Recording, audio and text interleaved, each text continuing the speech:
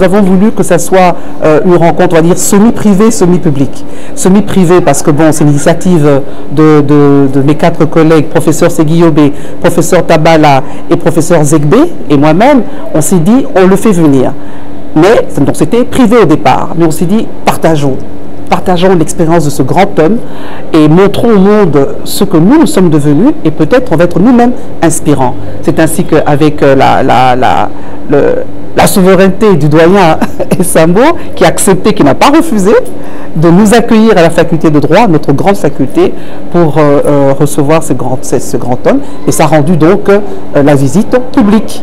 Et on s'est dit que ça ne va pas s'arrêter ici si c'est à force lui permet, parce qu'il les mérite, donc on pourrait le faire revenir alors dans de plus grandes assises, et je crois qu'il dira oui, parce qu'il a vraiment, vraiment aimé Kinshasa, parce que le Congo il connaissait déjà, mais à l'université de Goma, à travers professeur Seguiobé quand il était recteur à l'université de Goma, mais aujourd'hui Kinshasa, ça l'a complètement bouleversé au vrai sens du terme, à part les embouteillages qui l'ont marqué. Mais sinon, il est très très content d'être là et surtout d'avoir été honoré par notre faculté. Professeur Tabala, fidèle Zegbe et bien d'autres, j'avais proposé à ce que vous veniez vous entretenir avec vos jeunes chercheurs sur un sujet d'actualité qui vous plairait. Vous avez volontiers accepté. Monsieur le doyen Gérard Balanda, merci de nous rejoindre, venez devant, cher aîné. Donc j'avais accepté volontiers que cette activité ait lieu pendant votre séjour à Kinshasa, un séjour qui n'est pas assez long, de manière à permettre à nos jeunes chercheurs d'avoir aussi un autre son de cloche de ce qu'on leur dit habituellement. Je suis heureux d'annoncer que entre votre université et la nôtre, votre faculté et la nôtre, un accord de coopération inter-universitaire est en voie de finalisation pour permettre la mobilité aussi bien des enseignants que des chercheurs.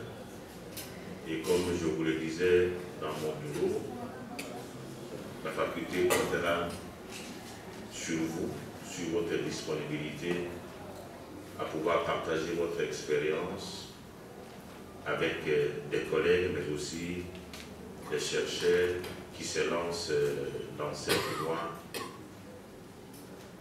ô combien exaltante, mais qui vous porte très loin après une acquisition de formation et d'informations utiles pour la société. C'est avec plaisir que je vous accueille dans cette salle de conseil Antoine Rubens pour que vous puissiez nous livrer l'essentiel de la communication que vous avez réservée pour nos chercheurs. Si vous acceptez, M. le doyen, de bien vouloir prendre la parole pour en traiter Traiter ce matin, c'est un sujet du droit de la mer. Le droit de la mer, qui est ma spécialisation en droit international public. Et je voudrais entamer de trouver une réponse sur la question des situations des navires en détresse ou des navires ont besoin d'assistance par rapport au droit d'accès aux eaux intérieures. Le titre de ce sujet, à la fin vous trouvez un point d'interrogation. Ce n'est pas un point d'exclamation, mais un point d'interrogation. Alors je demande s'il y a un droit d'accès aux eaux intérieures, ça se veut dire aux ports qui se sont situés dans les eaux intérieures d'un État côtier. Les eaux intérieures, vous savez sans doute que ce sont les eaux en deçà de la ligne de base qui est normalement la laisse de basse ordinaire.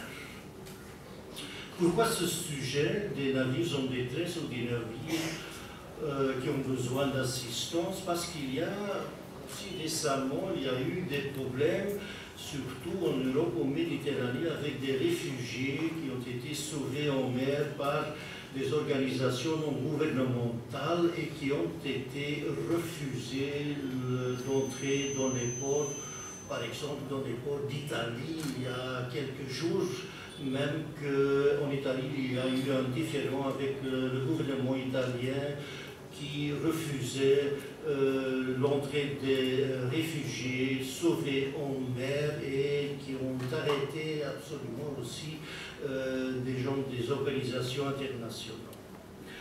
Bon, les navires en danger, ce sont des navires bien sûr qui ont subi des avaries contre le résultat d'un abordage, par exemple, mais aussi les navires qui posent des dangers en ce qui concerne, par exemple, pollution de l'environnement marin, parce qu'ils transportent des produits dangereux, des pétrole et tout ça. Lorsque je parle de droit d'accès, ça veut dire un droit juridique, non une opportunité, non une possibilité, mais une opportunité qui, lorsque on a refusé ce droit d'accès, il y a possibilité de prendre recours à une instance judiciaire. Et ça, c'est un droit positif, exactement, ce n'est pas une possibilité. Le principe général, c'est bien la souveraineté de l'État côtier, la souveraineté absolue de l'État côtier sur ses eaux intérieures, conséquemment aussi sur les ports qui se trouvent dans les eaux intérieures.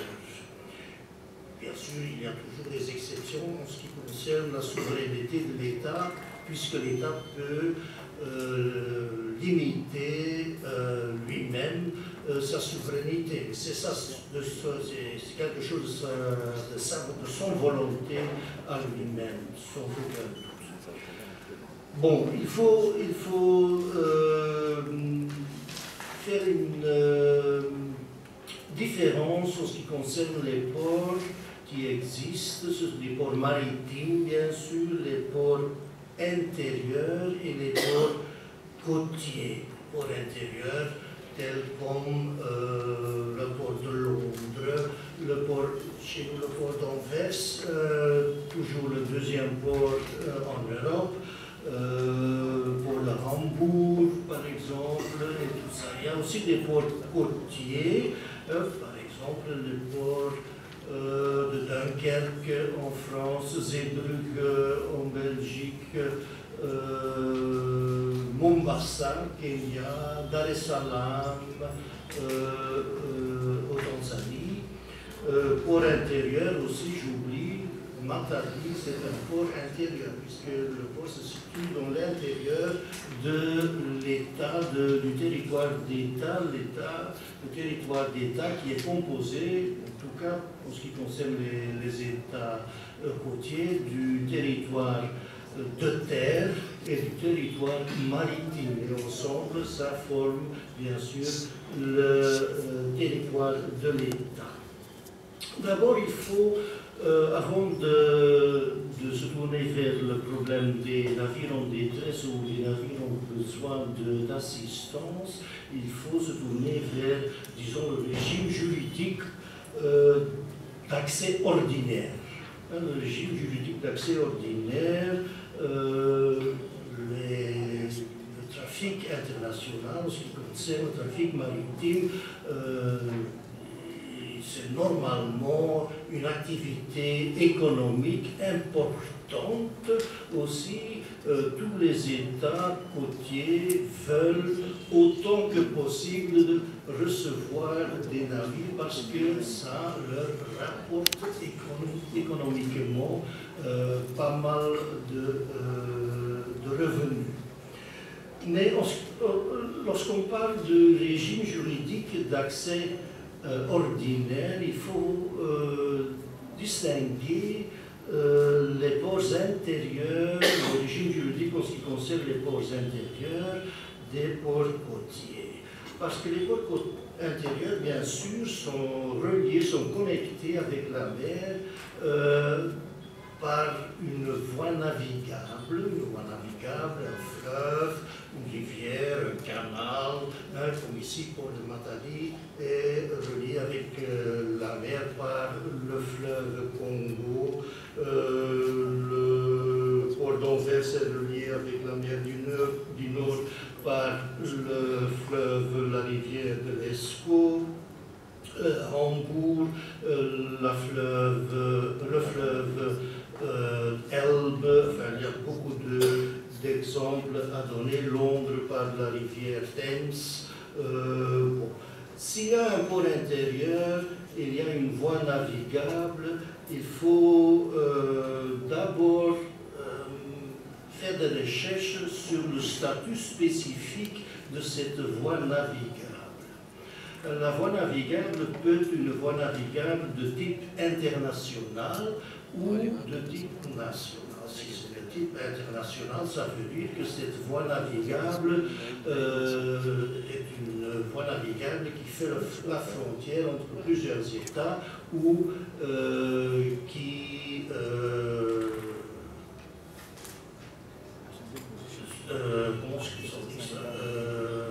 passe par des territoires des États, de différents États, comme l'ESCO en Belgique, ça passe par le territoire des Pays-Bas et le territoire belge.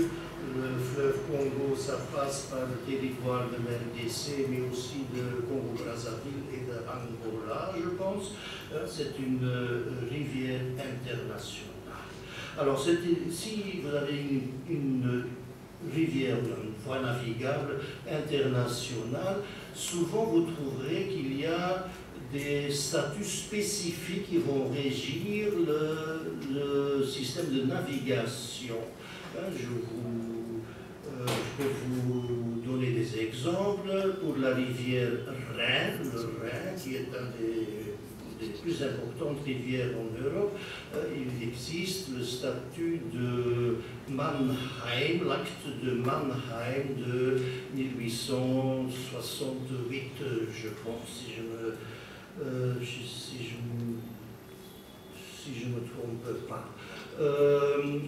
Aussi, pour connaître le régime de navigation, alors il faut voir ce que dit ce statut spécifique qui est le résultat d'une convention internationale, souvent une convention multilatérale. C'est le cas aussi avec le fleuve, la rivière de l'Escaut, confirmé après, je pense, dans une des conventions de paix après la Première Guerre mondiale.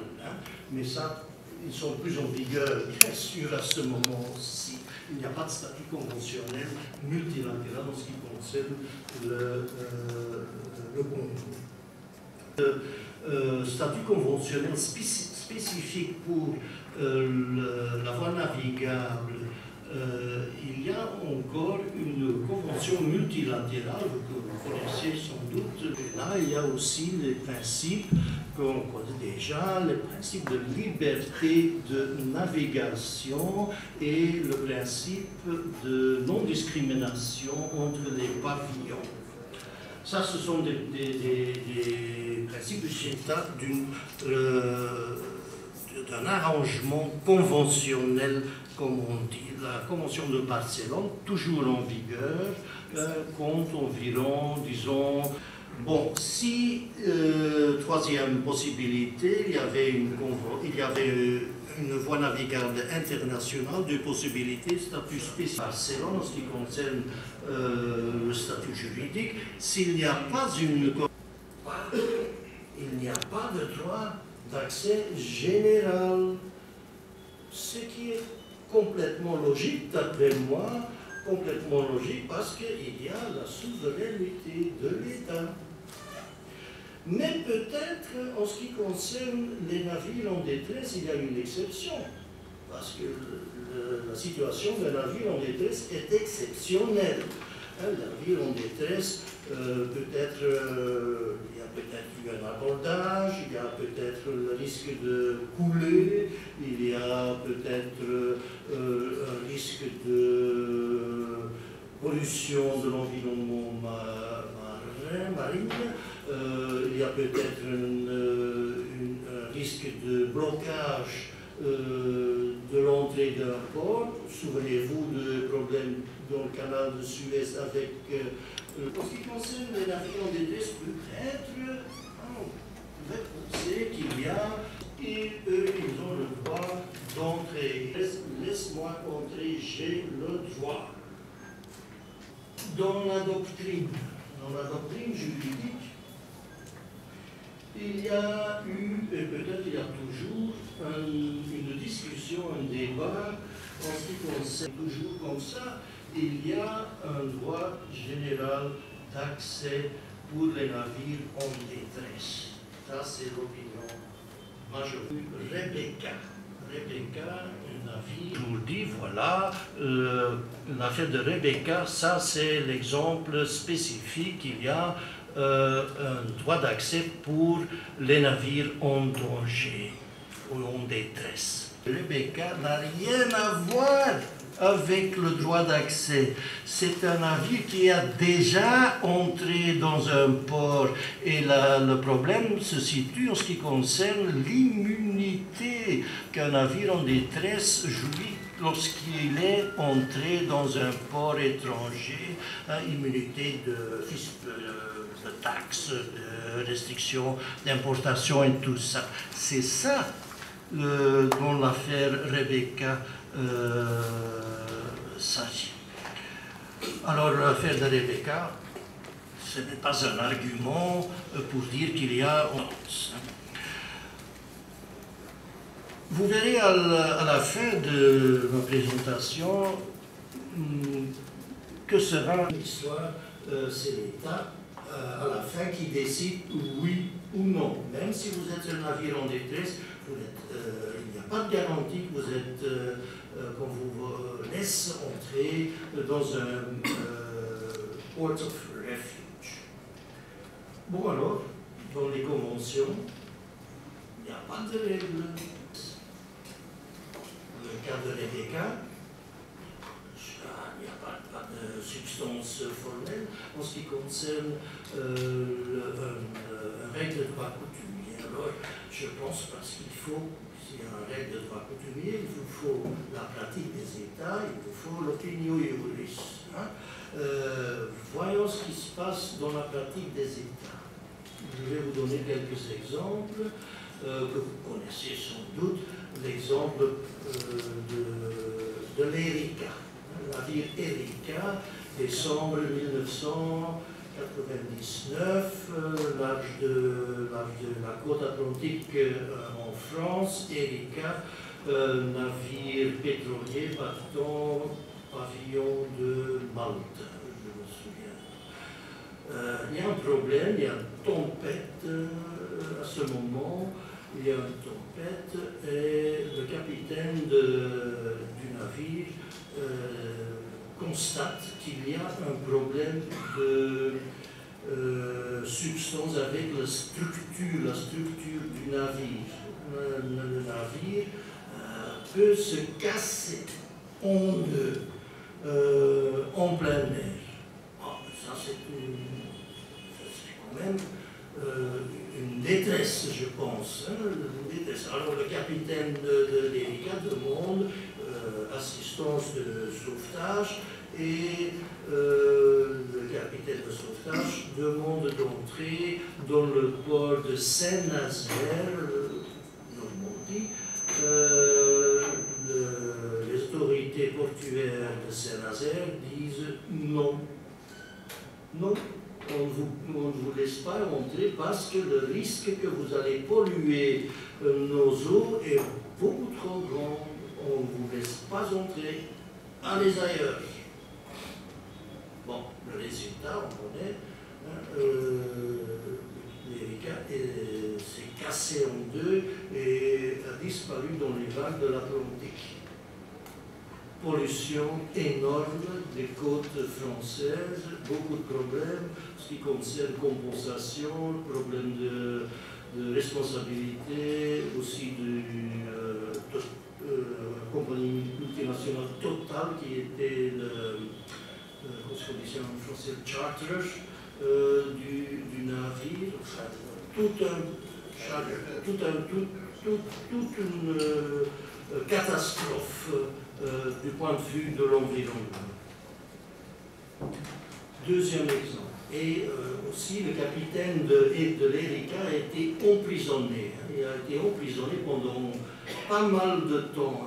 Quand même, il n'a commis aucune faute, mais il est emprisonné pendant quelques années. Deuxième exemple, le cas de Tampa.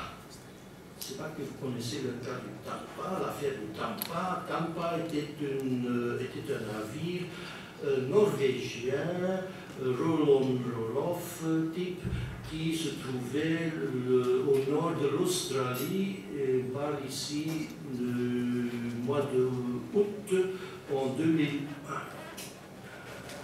Le Tampa est averti par les autorités australiennes qu'il y a des réfugiés qui sont en danger de perdre leur vie au nord de l'Australie. Il se trouve sur une flotte en bois, quelque chose comme ça. Il y a un problème et le Tampa doit, selon les règles du droit de la mer, article 98, je pense, s'il y a quelqu'un qui se trouve en danger de perdre sa vie en mer, il faut donner de l'assistance, il faut aller là pour sauver les gens. Ce qui est fait par le capitaine du Tampa, il va prendre 435 personnes à bord. 435 réfugiés à bord d'un navire avec un équipage de 15 personnes. 435, ça pose des problèmes. Il y a des gens qui sont malades, il y a des gens qui sont blessés, il n'y a pas assez d'espace sur le bateau, sur le navire, il y a des problèmes avec la nourriture, il y a des problèmes avec l'eau potable, parce que 435 personnes en plus, ça n'est pas prévu. Alors, ce que demande le capitaine norvégien du Tampa, c'est d'entrer dans un port au nord du continent d'Australie, un port de Christmas Island qui appartient à l'Australie. Refusé. Carrément refusé parce qu'il y a une violation, si on faisait là, il y a une violation de la législation sur l'immigration de l'Australie. Est-ce que c'est un cas de détresse? Oui ou non? Je pense que c'est quand même un cas de détresse. Il faut se débarrasser de ces gens-là, autrement le navire ne sait plus fonctionner. Refusés par les autorités australiennes et qui ont dit au capitaine du Tampa, éloignez-vous, allez à l'île de Nauru, un peu plus vers le nord-est de l'Australie et déposer les réfugiés là. On va les mettre dans des camps d'abri en attendant qu'ils peuvent demander l'asile en Australie. Ils ont resté là pendant des années, des années. Est-ce que c'était un cas de détresse? Je pense que oui. Est-ce qu'il y a un droit d'accès? Ah non, refusé par les autorités australiennes. Encore un cas, 2002, le cas du Prestige. Prestige, un pétrolier, 77 tonnes, 77 000 tonnes, c'est grand, battant le pavillon des Bahamas, je pense à ce moment-là. Il se trouve au nord de l'Espagne, République au nord de l'Espagne et il subit une sorte d'abortage avec un objet flottant et il y a un trou dans le navire. Et le navire risque de couler. Enfin, le contrat de sauvetage est fait avec Smith Stack. Le capitaine de sauvetage dit bon, il faut qu'on trouve un abri dans un port quelque part. Et le plus proche, c'est un des ports du nord de l'Espagne. Les autorités espagnoles refusent. Ils disent non, vous ne pouvez pas entrer parce que le risque qu'il y a une pollution grave de l'environnement marin d'Espagne est trop grand. On n'accepte pas que vous entrez ici dans nos eaux intérieures. Éloignez-vous, allez quelque part d'autre. Et le capitaine de sauvetage a été obligé de prendre le navire de Prestige à 200 km de la côte espagnole. Et là, le navire finalement est coulé. De nouveau, une pollution gigantesque des côtes espagnoles et françaises. La Prestige était quand même en détresse, refusée. Déjà 3 exemples dans la pratique des États. Il y en a encore beaucoup d'autres, mais je vous vais citer encore un exemple, finalement, où il y a une intervention judiciaire. C'est un problème qui s'est produit en 1981 avec un navire polonais, le navire Stanislas Dubois. Le navire Stanislas Dubois était en route de Hambourg vers Anvers et avec une cargaison mixte. Il y avait quelques centaines de tonnes de cellulose et il y avait aussi du calcium carbide dans des tonneaux qui étaient couverts par des couvercles. Alors, le Stanislas Dubois a eu un abordage au long des îles des Pays-Bas, au nord, là, Terschelling, Texel et tout ça, les îles là. Et de nouveau, un abordage avec des conséquences substantielles, un trou de 6 mètres, de 7 mètres dans le navire, et l'eau entre dans les soutes du navire. Le risque là, c'est le cellulose va se gonfler et va faire une pression sur les tonneaux qui a du calcium carbide. Les couvercles vont disparaître, l'eau va entrer dans les tonneaux et là il y aura une explosion parce que l'eau avec calcium carbide c'est explosif. Un cas de détresse, je pense.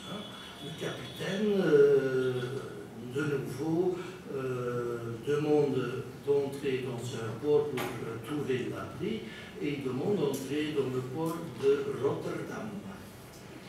Le port de Rotterdam, les autorités portuaires de Rotterdam disent il y a un risque d'explosion sérieux ici. On ne va pas vous laisser entrer dans les installations portuaires du port de Rotterdam.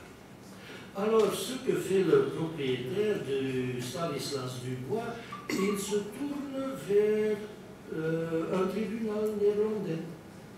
Et il va demander, moi, navire Stanislas Dubois, je suis en détresse, je veux qu'on me laisse entrer dans le port de Rotterdam, de la côte des Pays-Bas, et qui soit coulé. comme ça.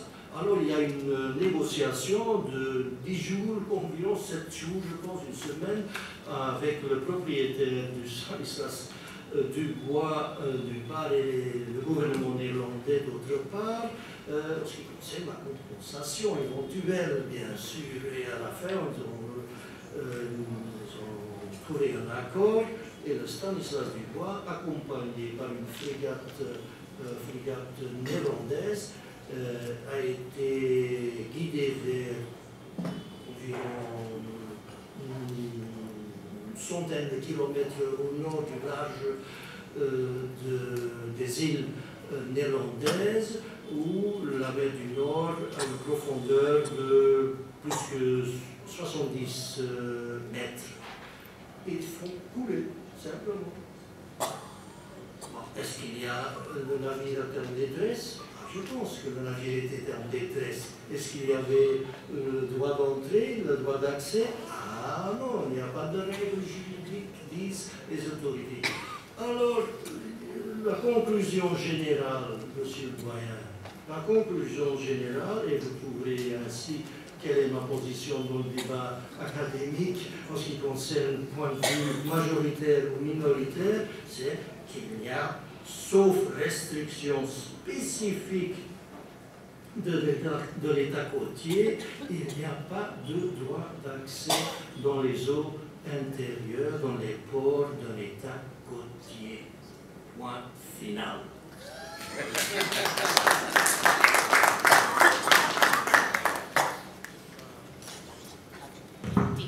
Merci beaucoup, monsieur le doyen. Monsieur le doyen à la recherche, sur vous qui allez devoir conduire les échanges. Mais avant cela, je voudrais permettre au doyen Gérald Balanda de remettre officiellement les livres qu'il a publiés à monsieur le doyen. Est-ce qu'on peut passer par là? Il a tenu à vous le donner. Et donc,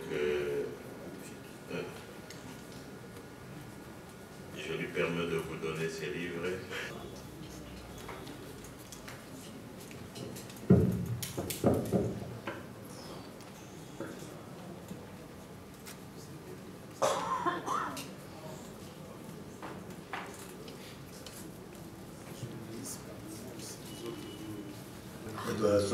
Thomas, l'Université de Gand. Je réitère d'abord la bienvenue que d'autres voulons de l'autorité, puisque je n'ai l'occasion de vous rencontrer que ce matin, parce que j'ai tenu à assister à votre exposé sur le droit de la mer, qui m'a fortement passionné à l'époque où, en 1982, on discutait sur le droit de la mer, qui partait la Convention sur le droit de la mer, qui remplaçait celle de 58, la Convention de Genève. C'est un rappel et j'ai admiré votre conclusion. Je ne veux pas anticiper puisque c'est le vice-doyen qui va modérer cet aspect-là. Je me trouve devant vous, monsieur le doyen Somers, pour vous présenter mes deux ouvrages. Ce sont les derniers que je me suis décidé d'écrire, parce que maintenant je suis professeur émérite. Je voudrais laisser la place à mes successeurs. Et parmi ces successeurs, j'en ai un à ma gauche ici. Je voulais recommander à l'époque, quand je viens de quitter la Commission du droit international, Faustin, le professeur Tabala, a eu quelques déboires à l'Université libre de Bruxelles, où pourtant moi-même j'avais étudié. Et j'ai voulu le pousser vers Gand. Vous avez accepté de l'accueillir. Et c'est avec sa contribution que j'ai été amené à écrire ces 2 ouvrages. Parce que, en 1900, les années vont tellement vite, j'ai peur de me tromper. En 2014, j'étais malade et j'ai passé un long séjour à l'université, à l'hôpital universitaire d'Anvers. Faustin venait me rendre visite à Anvers. Étant malade, j'avais tout mon temps pour écrire. C'est alors que j'ai commencé la rédaction de mes 2 ouvrages ici. Les 2 ouvrages, le premier est consacré à l'Organisation des Nations Unies. On peut dire aujourd'hui qu'il y a encore un intérêt quelconque de parler de l'ONU. Il y a eu tellement de documents et d'activités autour de l'Organisation des Nations Unies qu'il faut être quelqu'un de téméraire pour oser encore parler aujourd'hui de l'ONU. J'ai eu le privilège de passer plusieurs années dans les activités multiples de l'Organisation des Nations Unies. Spécial d'expert des Nations Unies pour l'Afrique australe, où j'ai travaillé pendant plus de 12 ans. J'ai eu donc l'occasion de me faufiler dans les méandres de l'Organisation des Nations Unies. Et je me suis dit, à l'expérience de ce que j'ai pu constater chez les délégués congolais qu'on envoyait à l'organisation de l'ONU pour participer aux différentes sessions, un certain nombre de lacunes, ça je dois avouer.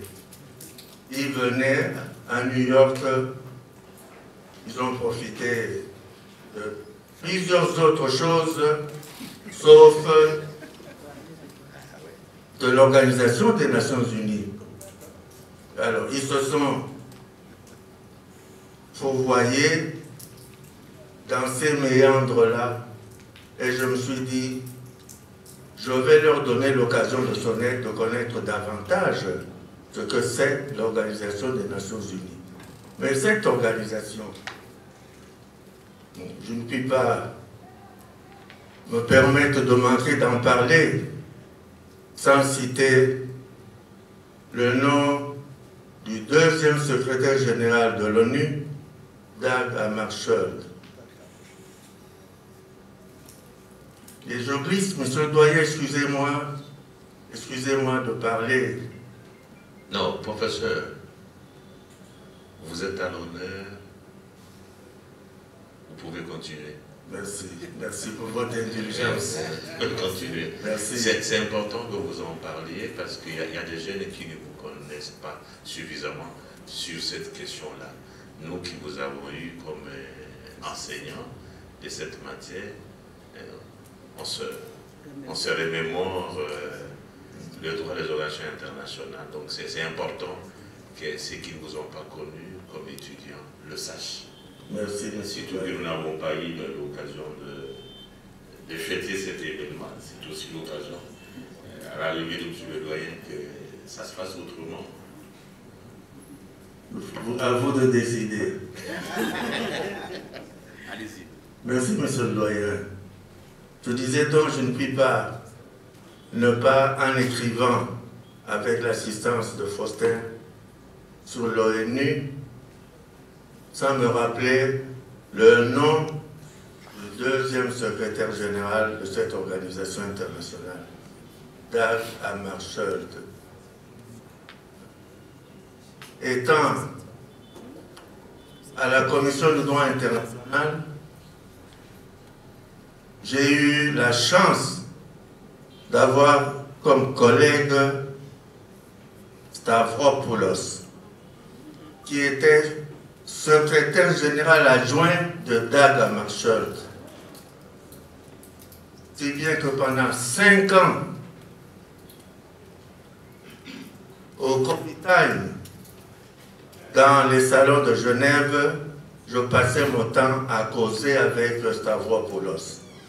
Et il m'a parlé de Dag Hammarskjöld, avec qui ils ont travaillé pendant longtemps. Et c'est curieusement cette personnalité qui est venue associée à la crise congolaise de 1960. Dag Hammarskjöld, éloigné à New York, a dirigé les troupes militaires au Congo, des hommes politiques qu'il a mis au pas, et c'est le drame qu'il a connu en quittant Elisabethville de l'époque, aujourd'hui Lubumbashi, pour aller à Ndola, en Zambie à côté, pour y rencontrer Moïse Tshombe. Il devait discuter, mes collègues, de l'avenir de ce Congo, Dag Hammarskjöld avec Tshombe. Malheureusement, son avion a été abattu. Et je me limite là parce que l'ONU a créé une commission pour investiguer sur les circonstances de la mort de Dag Hammarskjöld. Un premier rapport d'experts a été déposé au Conseil de sécurité, discuté à l'Assemblée générale. L'Assemblée générale a estimé qu'il y avait encore des choses à creuser. L'Assemblée a chargé, le Conseil de sécurité a chargé un certain nombre d'États pour contribuer à cette recherche-là. Et parmi ces États, bien sûr, la RDC, pour la cause que Dag Hammarskjöld a servi pendant longtemps, la cause de l'unité.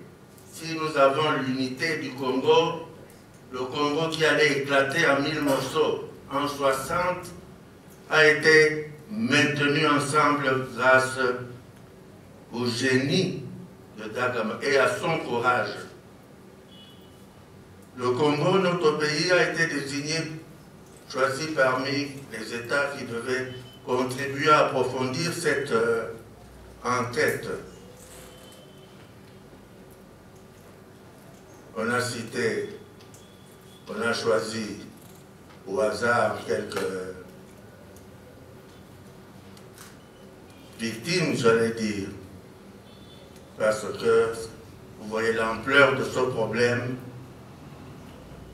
qui allait être associé pour savoir dans un amalgame politique, économique, social, militaire, etc., et sans oublier la conjoncture internationale. C'est pour dire simplement que dans cette équipe, le malheur a fait que je me sois trouvé à côté du professeur Kambaï Bouacha, le père de notre estimé collègue.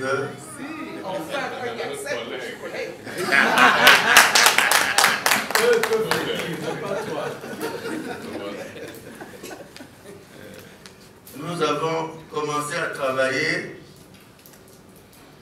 on est 5. 2 sont passés dans un monde meilleur. Le père Léon de Saint-Moulin et notre politologue, le professeur Laboya. Nous sommes restés dans un navire en détresse, professeur Sommers.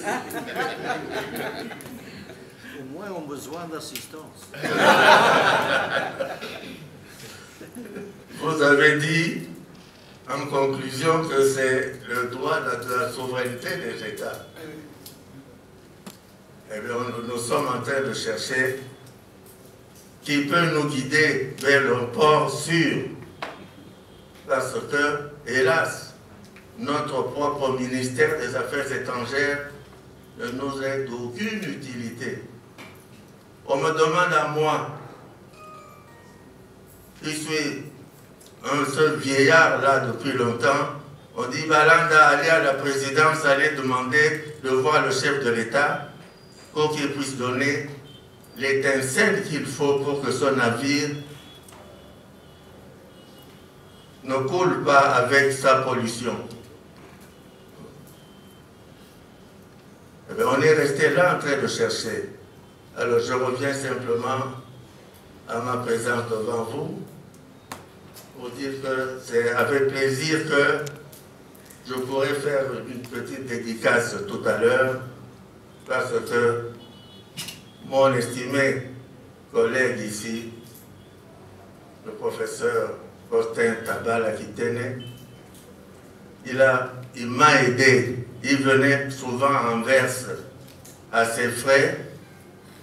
Il y a des parties qu'il a rédigées pour moi et j'ai tenu à le dire devant vous parce que c'est de vos mains aussi qu'il a été pétri.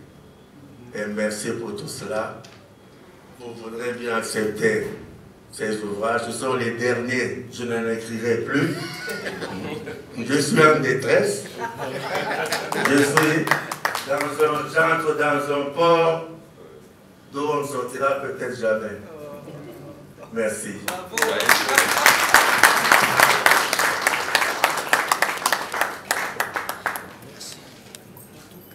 Merci, doyen. Bien parlé. Merci. Merci.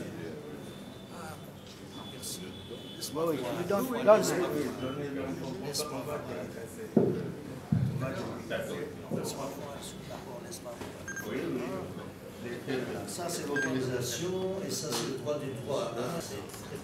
Je vous en prie. Je vous les recevrez.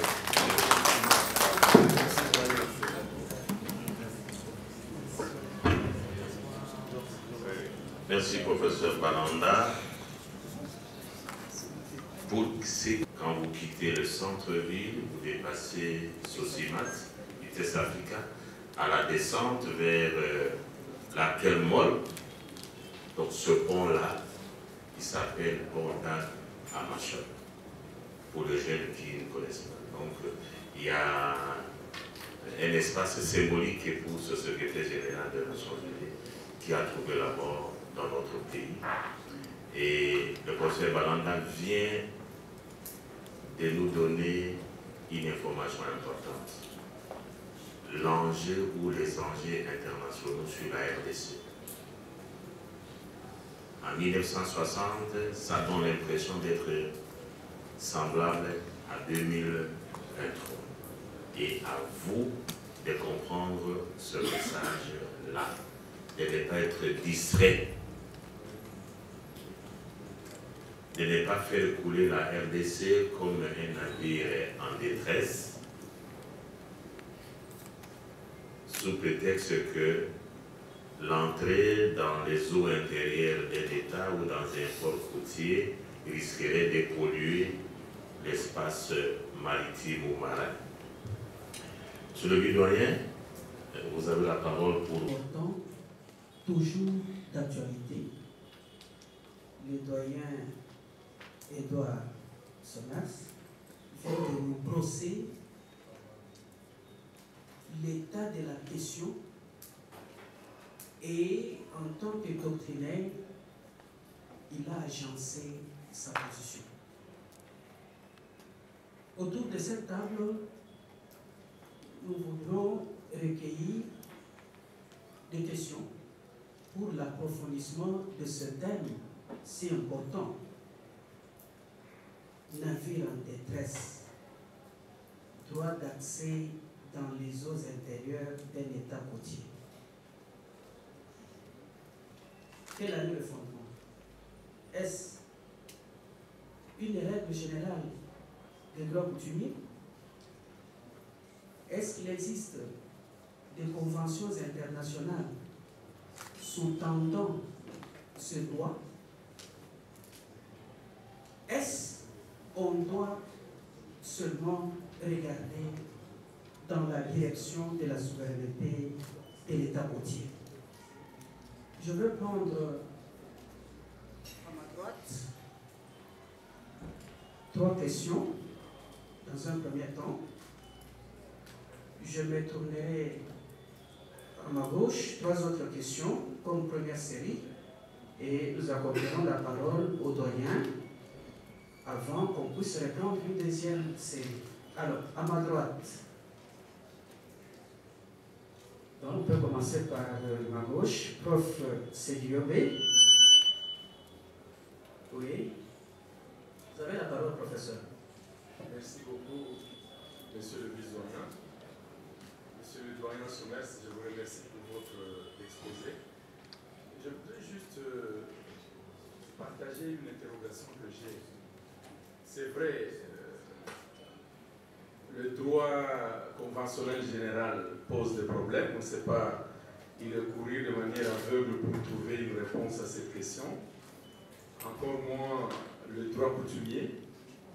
Il y a le principe de l'utilisation non dommageable du territoire, qui a été, entre autres, l'un des principes qu'on a tirés. Mais aussi, je vais plus mettre l'accent aujourd'hui sur les instruments internationaux en ce qui concerne la protection de l'environnement. Tout ce que nous trouvons depuis déjà Tokyo qui a été remplacé par l'accord de Paris en ce qui concerne les changements climatiques, la pollution, etc. Il y a, devant le tribunal international de la mer, à Hambourg, je crois vous en avoir parlé un peu, un avis consultatif de la Commission des petits États insulaires. Et cet avis d'ailleurs est aujourd'hui traité par la Cour internationale de justice. C'est l'Assemblée générale des Nations unies qui lui a posé la question. Moi je parle, bon, l'avis c'est qu'on pose la question de savoir, à partir du chapitre 12, la partie 12 de la Convention de Montego Bay, s'il n'y a pas des obligations générales et spécifiques en ce qui concerne la pollution marine. Et moi, partant du fait que la souveraineté, elle est affirmée, est-ce qu'aujourd'hui, au regard de tous ces instruments-là, notamment qui protègent l'environnement, parce qu'après tout, lorsque les détresses, disons les navires coulent, ou carrément on l'a abandonné, ça a été le cas de Eureka, vous l'avez dit, même Rebecca, mais Rebecca c'était une autre affaire. Mais prenons cette affaire où le pétrole finalement se retrouve répandu sur le côte française et qui sont allés un peu plus loin. Est-ce que quelque part, en refusant l'accès au droit, aux eaux intérieures à un navire en détresse, et que le malheur arrive, et qu'il y a pollution transfrontière, quelque part ces droits de refuser, ces refus d'accès, ne pourraient pas être interprétés comme quelque part une raison ou une cause qui a fait polluer les eaux ou les ports, les eaux des autres États. Autrement dit, partant des règles de plus en plus qui s'affirment au niveau du droit de l'environnement, peut-on toujours continuer à penser que la souveraineté d'un État peut toujours être brandie face à une menace contre la pollution de l'environnement, laquelle pollution aujourd'hui est prise en compte ou prise en charge par des États? Je voudrais en fait terminer en disant, est-ce que quelque part, à travers les conventions sur le droit de l'environnement, on ne s'est pas trouvé une naissance d'une coutume qui est encore au tout début, une coutume qui voudrait bien que, compte tenu du fait qu'il y a l'environnement de plus en plus, la protection de l'environnement qui s'affirme, on ne devait pas infléchir cette position des États pour essayer, ne serait-ce que pour les navires en détresse, pas n'importe lesquels, les navires en détresse, de pouvoir avoir un droit d'accès. Surtout que vous avez donné le cas de ces réfugiés ou ces immigrants en difficulté. Et il y a un débat en Europe, que ce soit en Italie ou même ailleurs, où vous voyez qu'il y a des activistes de plus en plus des droits de l'homme qui disent quand il s'agit de situations difficiles, il faut absolument qu'on reçoive, qu'on accepte que ces navires accostent. C'est ma crainte, c'est peut-être une question, mais en même temps, je me dis peut-être que le droit devait bouger de ce côté-là et à trouver un début d'une coutume internationale à travers les quelques rares cas qui se produisent. Et compte tenu aussi d'une opinion, c'est vrai, une opinion pas nécessairement européenne ou des États, mais une opinion qui s'est dit, surtout pour certaines choses, l'environnement, mais aussi les droits de l'homme, qu'on devait infléchir la position des États. Merci beaucoup, monsieur le professeur Sédigobé. Y a-t-il encore une autre question pour que le doyen puisse les aborder rapidement si ça se recoupe? Alors, s'il n'y a pas encore une autre question, monsieur le doyen, vous avez la parole pour pouvoir...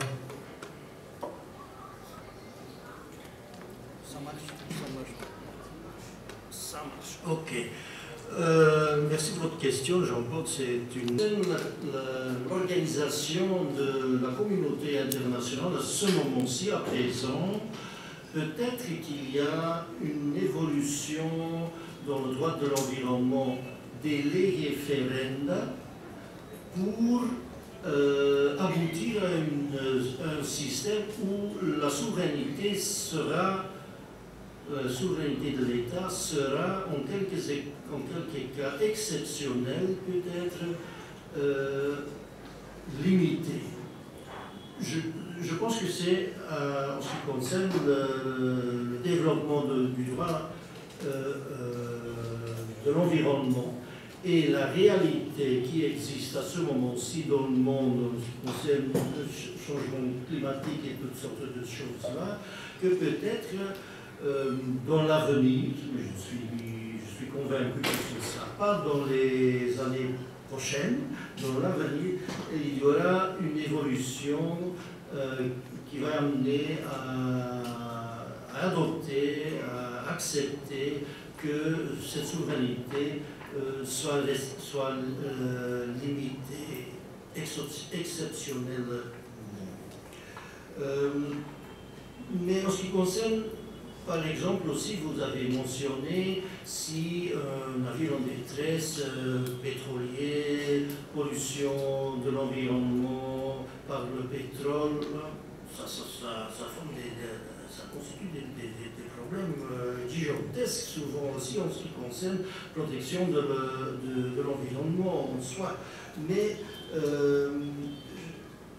si on accepte un navire en détresse qui pourrait polluer la mer au-delà des eaux intérieures, si vous avez l'intention de laisser entrer le même navire entre dans le port, et là, il y a un problème, parce que ce navire est en détresse, ça va polluer, sinon, non, pas les plus efficaces qui existent. Il y a un grand risque que ça va polluer l'environnement des eaux intérieures même. C'était le cas avec les autorités de Saint-Nazaire disaient si on vous reçoit et il y a un problème de pollution, ici le bassin de la rivière, c'est le Loire, je crois, est complètement foutu. Il faut toujours considérer les risques qui existent. Parce qu'aussi, dans les cas de détresse, on dit toujours, bon, vous n'allez pas laisser entrer les navires. Et l'équipage, alors, vous allez les laisser couler avec le navire? Ah non. Maintenant, il y a des trucs modernes qui existent, l'hélicoptère, par exemple. Et on prend l'équipage sans aucun problème, ce qu'on a fait avec tous les navires en détresse jusqu'ici. Il y a quelque chose bouge, il y a quelque chose qui bouge. Je pense que oui, il y a quelque chose qui bouge. Mais vous savez comme moi que les États, ce sont des États conservatifs. Surtout en Europe, tous les États, ce sont des États conservatifs. Ils ne veulent pas changer sans qu'ils sont obligés de le faire, leur position comme ça. Je crois que c'est une réalité politique, même vous comme politicien, vous devez comprendre ça aussi, qu'il y a des réalités côté politique, bien sûr. Mais je ne suis pas tout à fait optimiste en ce qui concerne le problème des navires en voie de la mer. Vous avez mentionné aussi l'affaire du détroit de Corfou. Là, c'était pas dans les eaux intérieures, c'était passage par un détroit international. Il y a dans la partie 3, il y a une organisation qui concerne ça. Il s'agit soit du transit, passage en transit, ou du passage inoffensif. Ce n'est pas l'entrée dans les eaux intérieures. Voilà, c'est un peu faible comme argument, mais quand même, c'est ça. Alors, il faut que je vous avoue, je ne suis pas tellement optimiste. Merci, monsieur le doyen. Il y a un doigt là, oui. Merci beaucoup, monsieur le président. C'est référent. Il faut toujours vous présenter, hein. Dans la recherche pour la part de l'accorder. Je reviens juste au mot du professeur Sekiobe qui a évoqué. Mon nom c'est Béa Alangaï Touma, candidat apprenant au 3e cycle au département de droit public, assistant aussi à la faculté de droit et de l'université de Kinshasa. Merci. Je voudrais revenir au principe du pollueur-payeur. Monsieur le doyen, vous venez de dire qu'à chaque fois, il faut considérer un risque qui est civil, dans laquelle il y a tout un système qui est organisé pour que le propriétaire du navire va compenser les dommages qui ont été faits. Le propriétaire du navire, personne d'autre, selon cette convention originalement de 69, maintenant de 92, je pense, amendé successivement, c'est le propriétaire et rien d'autre, ni le chargeur, ni l'agent, ni le capitaine, ni le pilote, c'est le propriétaire qui va compenser. Ça c'est le système de responsabilité objectif qui existe, c'est le navire qui a commis le dommage. Il y a dommage, bon, c'est le propriétaire qui va payer. Mais le corollaire est toujours d'un système pareil qu'il y a limitation de responsabilité. Et dans le CLC, dans la Convention, il y a une limitation, je ne me souviens pas exactement le montant qui existe, mais c'est quand même assez. À ce moment-ci, c'est le propriétaire qui va payer. En fait, ce n'est pas le propriétaire qui va payer, c'est le PNI qui va payer pour le propriétaire. Bien sûr, c'est un système d'assurance, mais le cas échéant que la compensation ne suffit pas pour payer tout ce qui est endommagé, il y a un système qui existe aussi conventionnel, le système qui a été fait pour que le propriétaire de l'huile, lui-même de l'huile qui est transportée par un navire qui tombe sous la convention CLC. Alors il y a deux niveaux. Le premier niveau, propriétaire, deuxième niveau, c'est la cargaison. C'est l'huile, la cargaison qui va payer un montant au-delà de ce qui est payé par le propriétaire qui est suite à la convention CLC. Et il y a 3 niveaux pour payer une compensation. Le 3e niveau, c'est qu'il existe maintenant pour les mêmes parties contractantes de première convention, il existe une convention qui va installer un fonds supplémentaire où le limite de compensation monte à environ 1 milliard d'euros par affaire, par cas. Ça doit être suffisant pour payer tous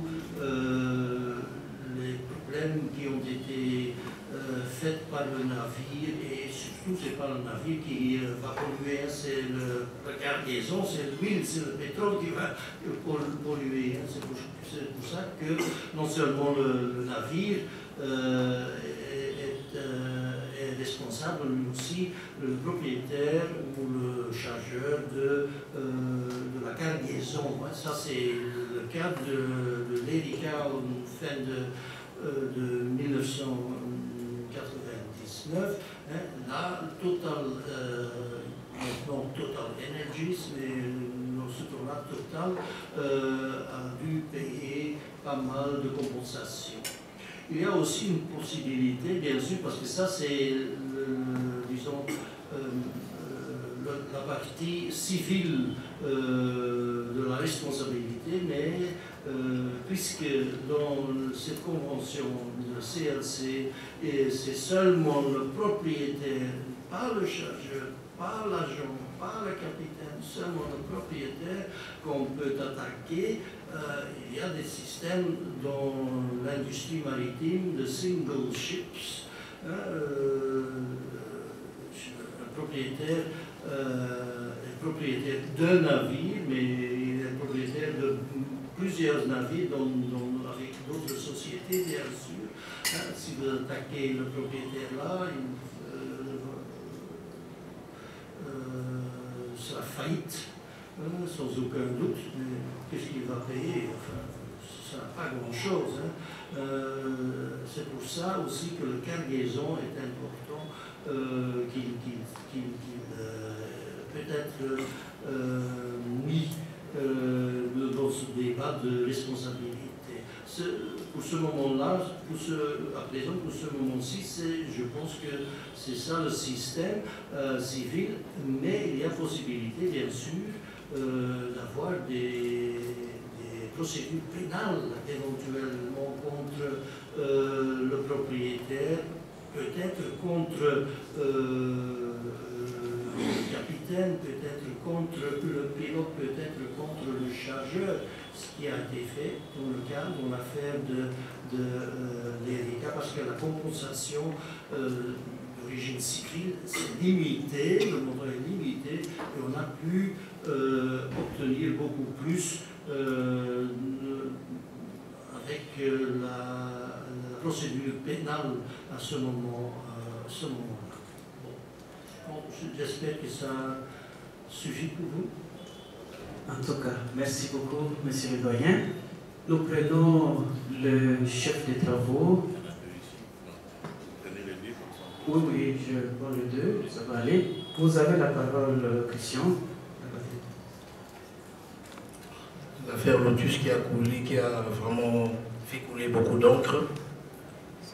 Je me mets face à une situation devant laquelle l'État qui doit donner le droit d'accès est responsable du dégât, par exemple, causé à un navire, à supposer qu'au-delà de sa limite territoriale, il avait placé des mines. Alors, est-ce qu'on ne peut pas évoquer le droit d'accès face à cette situation? Oui, monsieur le doyen. Question difficile à répondre, je pense, parce que s'il y a un conflit de guerre, s'il y a un conflit de guerre, un conflit d'armée, le droit de la mer elle-même, ou lui-même, n'est pas en vigueur, parce que le droit de la guerre est exceptionnel pour ce cas-là. Il y a d'autres situations. C'est le même avec, je vais vous donner un exemple, la situation avec le détroit de Kerch, qui donne accès du miroir au mer d'Azov, où la Russie a fermé le passage du droit de Kerch et a même arrêté des navires ukrainiens à ce moment-là. Et on s'est demandé, bien sûr, dans le droit de Kerch, il y a, selon la partie 3 de la Convention de 82, il y a droit de passage en transit. Alors, on ne peut pas bloquer le passage dans un détroit international comme ça qui va connecter deux parties de haute mer ou deux parties de la zone économique exclusive. Mais, puisque c'était un cas de conflit armé, on a conclu, non, on ne va pas appliquer la Convention de droit sur le droit de la mer de 82, puisque maintenant il faut appliquer les règles du droit de la guerre. Peut-être c'est une réponse. Merci beaucoup, monsieur le doyen. Oui, vous avez la parole. Merci, monsieur le doyen, chargé de la recherche. Je suis l'apprenant Katinaka Bambadidieu. Je suis de la promotion de... Elle est en même temps une question relevant du droit international typique, d'une part, et d'autre part, du droit de l'environnement. Et comme la thématique prend en charge les droits maritimes, puisque je venais et dire tantôt que ma préoccupation, elle est transversale. Il a été évoqué ici toute une avalanche, je dirais, de affaires, mais moi j'évoquerai ici l'affaire des fonderies des Trailles. L'affaire des fonderies des Trailles. Donc c'est une affaire qui a donné naissance au droit international de l'environnement.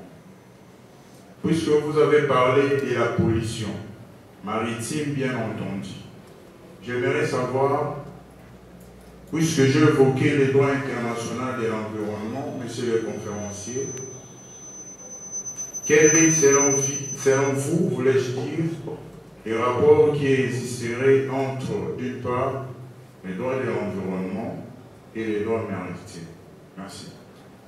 D'une part et d'autre part, le droit de l'environnement, il est absolument une relation importante, puisque dans la Convention de 82, vous trouverez une partie entière qui va s'occuper de l'environnement maritime, enfin marine en général, avec des obligations conventionnelles. On tente d'oublier que la Convention de 82 a comme effet qu'il existe des conventions, des obligations conventionnelles pour les parties contractantes.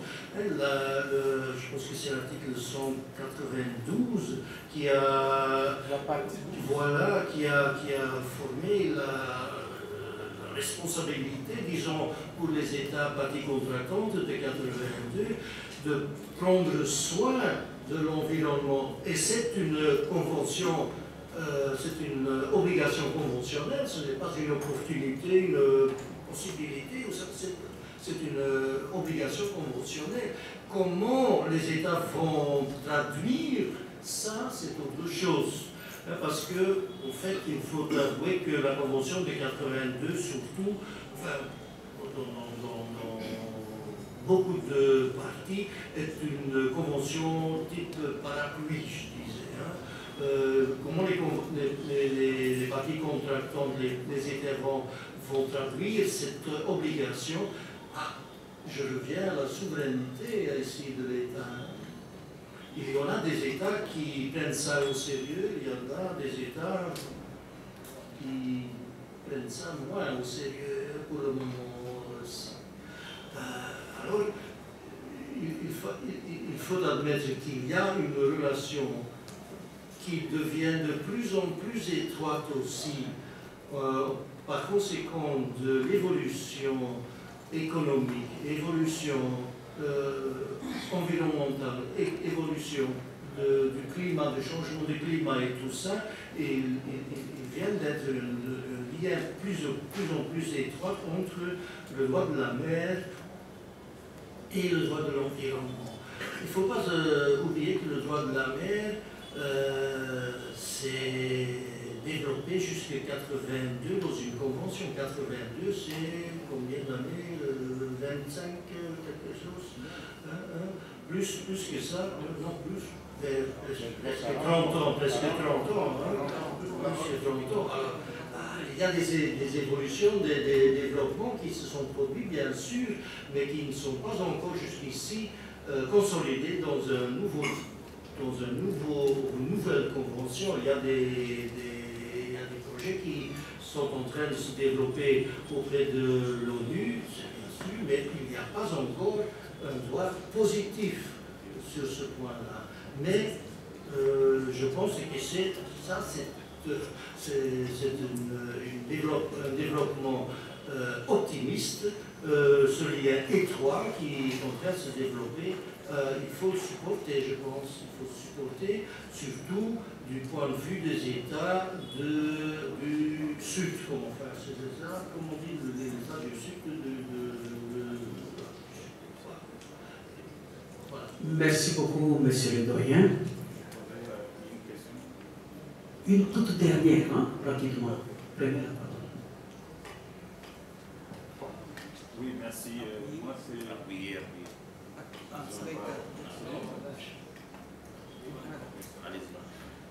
Oui, merci, monsieur le vice-doyen, pour la parole. Moi, c'est Tamboy Kissé de Papi François. Je suis enseignant ici à la faculté des droits. Je voulais poser la question à monsieur le doyen Edouard, parce qu'après lecture de tout son exposé, je voulais savoir ce que vous savez de la souveraineté de la République démocratique du Congo lorsque vous parlez de... Comment cet État va défendre sa souveraineté ou va accepter qu'il y a des restrictions de sa souveraineté. Je vous donne un exemple en ce qui concerne mon propre pays, la Belgique. La Belgique est un État souverain. Voilà, c'est ce que je pense quand même. Les Belges avec moi aussi probablement. Mais en fait, la Belgique a accepté que les États-Unis déposent des armes nucléaires sur le territoire de la Belgique. Et là où il y a des armes nucléaires, il est interdit au gouvernement de la Belgique de prendre quelconque juridiction, quoi que ce soit. C'est parce qu'on a accepté. Parce qu'on a accepté de limiter notre souveraineté. Si on n'avait pas accepté, on a des bagarres avec les États-Unis sans doute, mais ça c'est pas une question, ça c'est pas une question juridique, je pense à ce moment-là. Alors comment faire pour refuser l'entrée des navires ce qui concerne la République démocratique du Congo? Il y a accès par le fleuve ici, par le Congo. Je pense que c'est la seule possibilité d'avoir accès à un port maritime de Matadi. Bien qu'en 1785, on a installé un système international. Je pense bien sûr que la RDC n'est pas liée à ce moment-ci à des accords qui ont été faits au XIXe siècle. Voilà la souveraineté de la RDC. Je pense.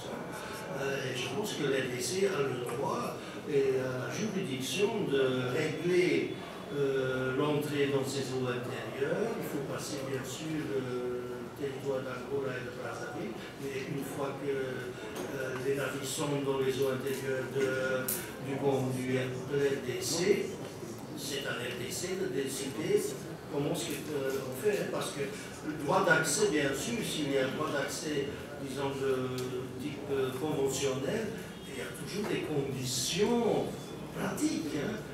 Passage des écluses, par exemple, l'usage des pilotes, par exemple, est-ce que c'est obligatoire et c'est non obligatoire? Ça, ce sont des aspects pratiques, mais ça n'a rien à faire avec le principe, le principal, que c'est l'État qui décide, oui ou non.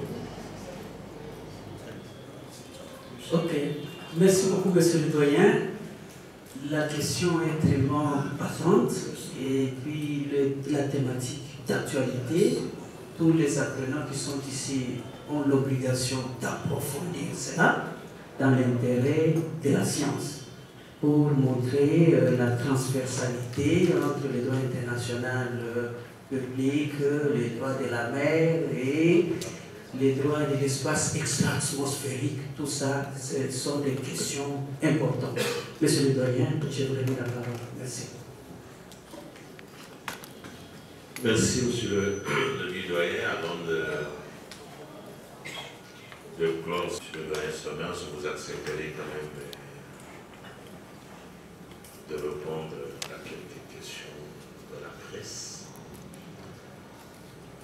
Mais avant cela, vous imaginez qu'il n'est qu'une seule femme professeure ici, habituée à ce genre d'auditoire, qui ne prenne pas la parole. Ça va être considéré comme...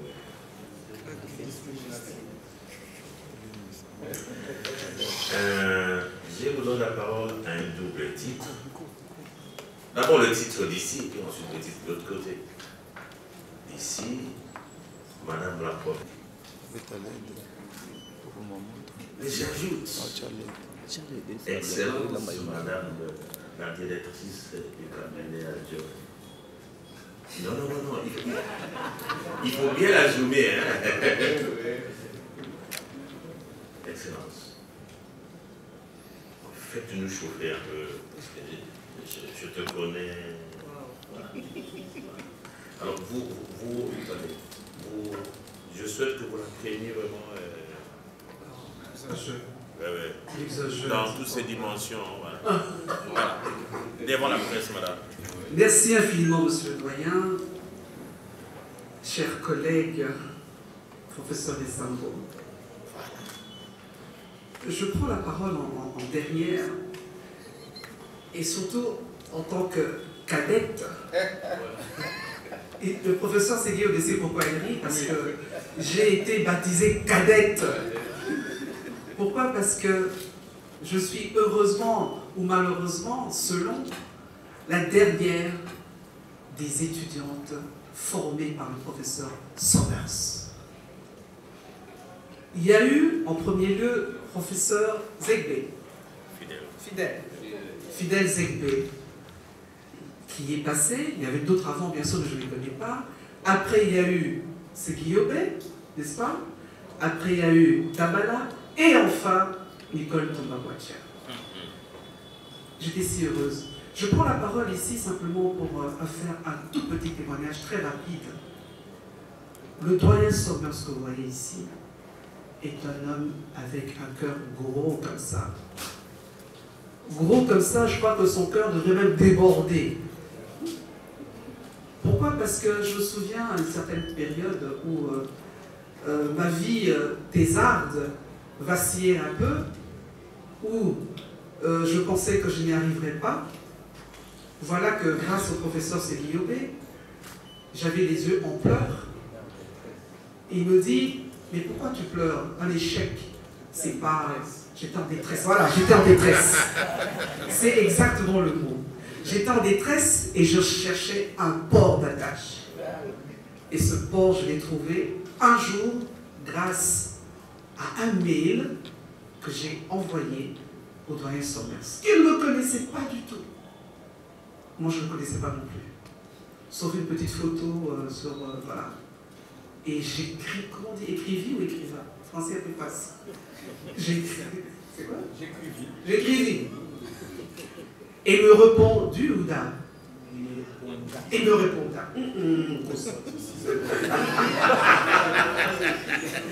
Après tout le passé simple, c'est pas le droit. Voilà. Et il me dit, chère Nicole, venez. Vous avez un sujet très intéressant. J'aimerais en savoir davantage.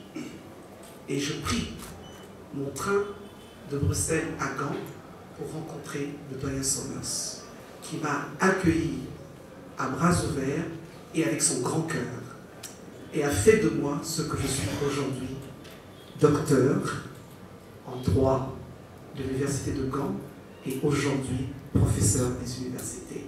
Professeur Somers, la joie est immense. Moi, je représente les autres professeurs qui ont été sous votre direction. C'est avec un cœur gros d'humilité que nous voulons vous dire, professeur, d'abord merci d'avoir accepté notre invitation à connaître, à toucher du doigt notre réalité quinoise, mais aussi vous dire aujourd'hui, à l'instant, que vous n'étiez pas seul dans cette aventure. Il y avait aussi Madame Somers, que je tiens quand même, applaudissez quand même pour Madame Somers, parce que voilà une dame formidable qui a toujours été aux côtés de son mari, et à chaque fois qu'il y a des grandes rencontres, conférences, etc., je me souviens que le jour de ma soutenance, elle était là, et pour ça, maman, merci, merci beaucoup. Alors, Monsieur Somers, professeur doyen, au nom de toute l'équipe de vos étudiants, aujourd'hui professeurs, nous vous disons simplement merci et continuez à nous inspirer jusqu'à la fin de nos jours. Je vous remercie.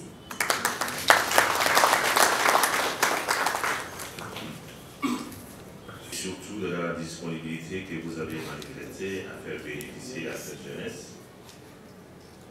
des informations importantes sur un sujet qui ne saurait être épuisé aujourd'hui. Ils se sont rendus compte de la complexité des interactions entre le droit de la mer, le droit international public, le droit de l'environnement, le droit humanitaire. Vous avez provoqué en eux le souci d'aller plus loin, le souci de prendre le risque de ne pas être continuellement en détresse, non pas lors d'un atterrissage, mais lors d'un amérissage, de manière à s'accrocher sur un navire qui ne pourra pas polluer l'espace maritime ou marin. Grand merci. Et pour terminer, je vous demanderai de vous rendre disponible pour les prochains mois ou les prochains jours, lorsque l'occasion va pouvoir se présenter, pour venir partager votre expérience d'universitaire, de professeur, de doyen, d'expert en la matière, à ceux ou ceux qui vous ont connu ou qui vous connaîtront à travers cet exercice. En tout cas, les portes de notre faculté sont grandement ouvertes. Je voudrais vous souhaiter une bonne suite de votre séjour à Kinshasa, dont je connaissais déjà la durée. Nous avons eu à retoucher un peu le programme. Je sais qu'après cet exercice, vous avez des endroits que vous devez pouvoir visiter. Certains l'ont été hier, d'autres le seront aujourd'hui et demain. Sentez-vous à l'aise. Nous commençons notre hiver à Kinshasa très différent de l'hiver belge. Donc, vous allez vous habiller comme si vous étiez en été.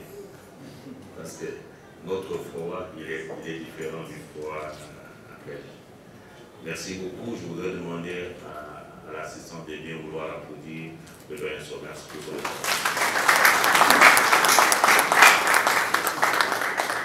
Alors,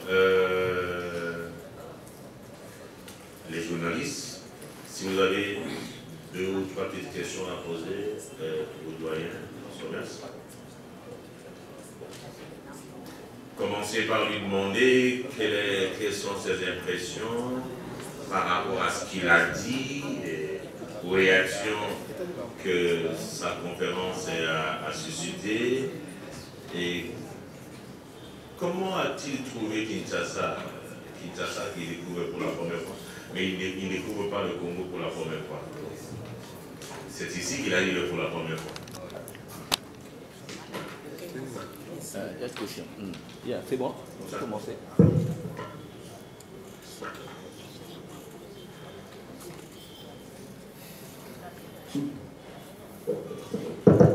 Bonjour, monsieur le doyen Samers. Je suis Orly Darel Ndiambokoulou, journaliste à 7sur7.cd. La matière que vous abordez étant technique, je n'aurai pas beaucoup de questions dedans. J'ai des petites problèmes de savoir, en tant qu'une personne qui a encadré les professeurs que nous avons dans cette salle, aujourd'hui vous avez en face de vous les apprenants des DA, des 3e cycle.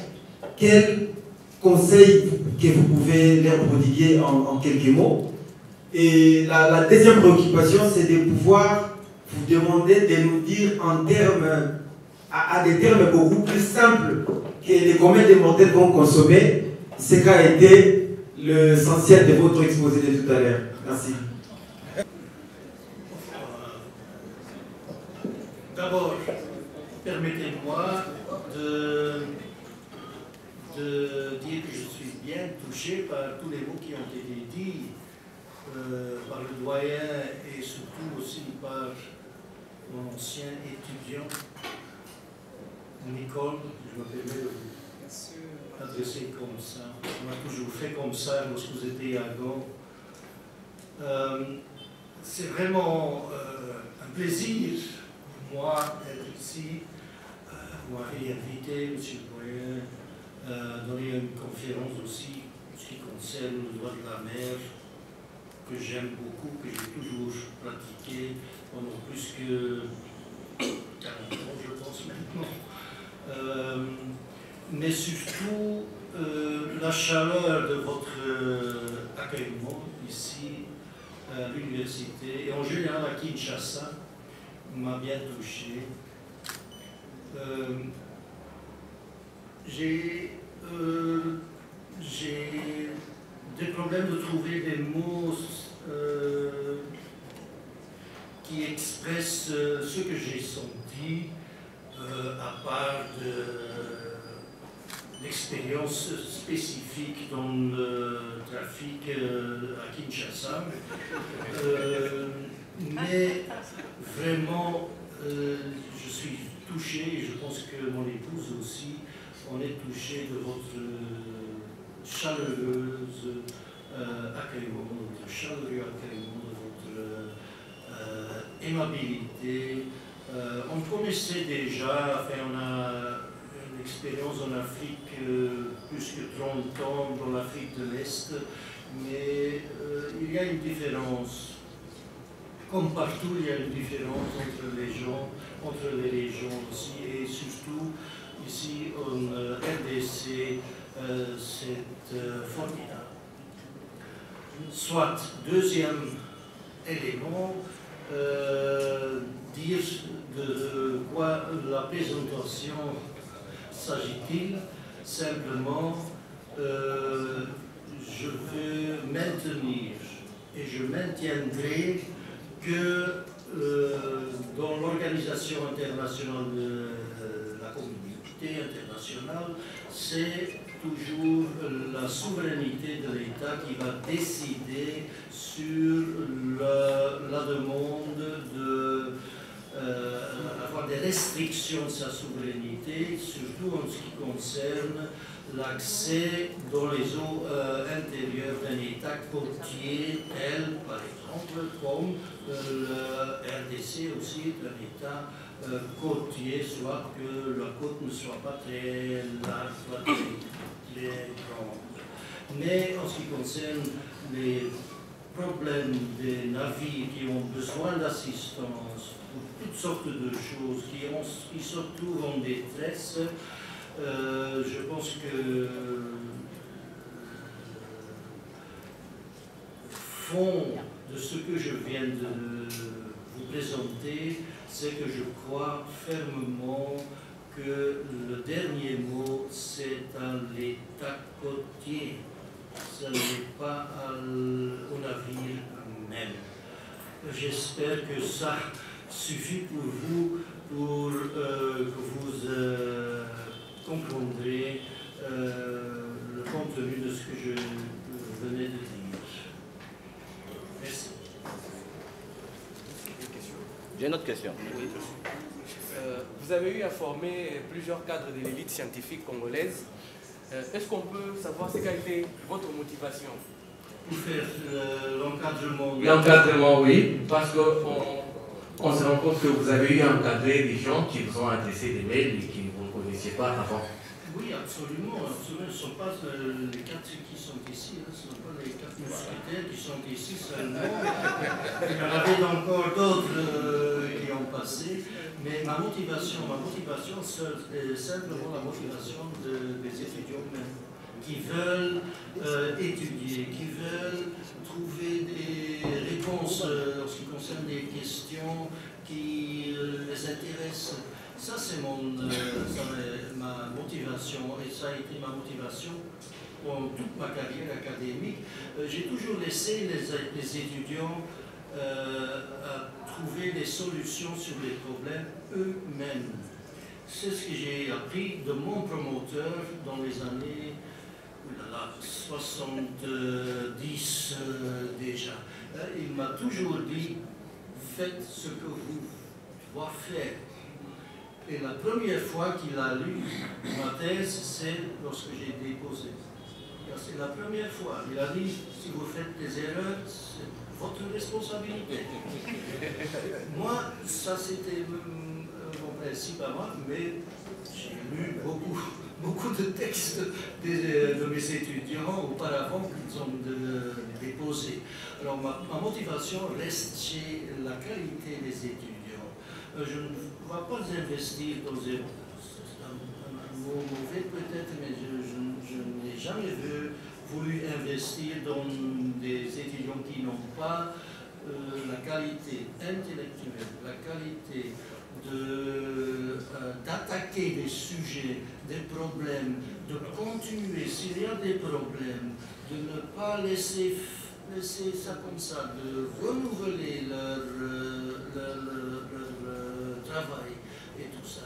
C'est ça qui m'a toujours motivé de continuer. Probablement j'ai encadré plus que 30 étudiants de doctorat jusqu'ici. Enfin, je ne continuerai pas, hein. Je suis à la retraite, je suis à l'élite, j'ai fini, hein. Je ne fais pas ça. Et ça, en fait, c'était ma motivation. Petite dernière question, ça vous fait quoi de rencontrer vos anciens étudiants, devenus aujourd'hui professeurs à l'université dans ce genre de circonstances? Mais vous ne savez pas quelle joie que ça m'a donné. Oh, important pour un professeur de voir ce qui devient de ses élèves, de ses étudiants. C'est tout. Merci beaucoup.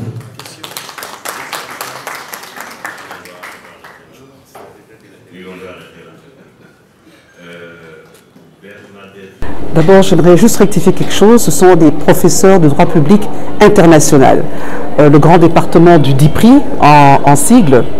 Et la motivation est partie d'un désir ardent et ardu de recevoir le maître, la personne, le professeur qui nous a formés, qui a fait de nous ce que nous sommes en tant que docteur et aujourd'hui professeur.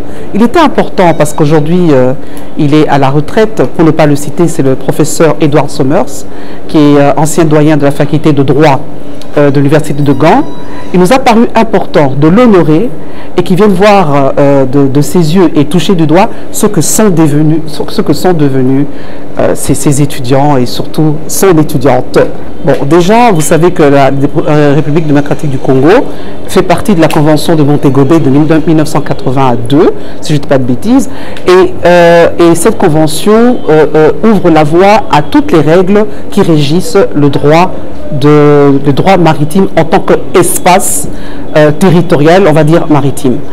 Le professeur Sommers, donc le doyen, nous a expliqué que les navires en détresse ont le droit d'être secourus, mais à condition que l'État marque sa souveraineté. Alors, le problème de souveraineté, vous savez que c'est un acte unilatéral de la part d'un État. C'est lui qui juge l'opportunité ou pas d'accueillir en son territoire un navire qui est en détresse, mais il y a aussi un problème de moralité qui se pose. Est-ce que c'est le navire qu'on accueille et qu'est-ce qu'on fait alors des individus qui sont dans le navire? Dire non à un navire en détresse, c'est quelque part sacrifier, mettons qu'il y a des passagers dedans, c'est sacrifier le devenir de ces passagers. Donc il y a là une grande question que le droit maritime conventionnel n'arrive pas toujours à résoudre. On se cache, on fait recours au droit international coutumier, mais aussi à la doctrine, parce que la solution n'est toujours pas résolue, mais on dit et on revient sur, et on martèle sur la grande réalité qu'est la souveraineté. Seul un État, l'État côtier, a le droit ou pas de recevoir un navire en détresse. C'était ça, en gros, la substance de la communication du doyen Sommers. Nous avons voulu que ça soit une rencontre, on va dire, semi-privée, semi-publique. Semi-privée parce que, bon, c'est l'initiative de mes 4 collègues, professeur Seguiobé, professeur Tabala et professeur Zegbe, et moi-même, on s'est dit, on le fait venir. Mais, donc c'était privé au départ, mais on s'est dit, partageons l'expérience de ce grand homme et montrons au monde ce que nous sommes devenus et peut-être on va être nous-mêmes inspirants. C'est ainsi qu'avec la souveraineté du doyen Essambo, qui a accepté, qui n'a pas refusé de nous accueillir à la faculté de droit, notre grande faculté, pour recevoir ce grand homme. Et ça a rendu donc la visite publique. Et on s'est dit que ça ne va pas s'arrêter ici si la force lui permet, parce qu'il les mérite, donc on pourrait le faire revenir alors dans de plus grandes assises, et je crois qu'il dira oui, parce qu'il a vraiment, vraiment aimé Kinshasa, parce que le Congo il connaissait déjà, mais à l'université de Goma, à travers professeur Seguiobé quand il était recteur à l'université de Goma, mais aujourd'hui Kinshasa, ça l'a complètement bouleversé au vrai sens du terme, à part les embouteillages qui l'ont marqué. Mais sinon, il est très très content d'être là et surtout d'avoir été honoré par notre faculté.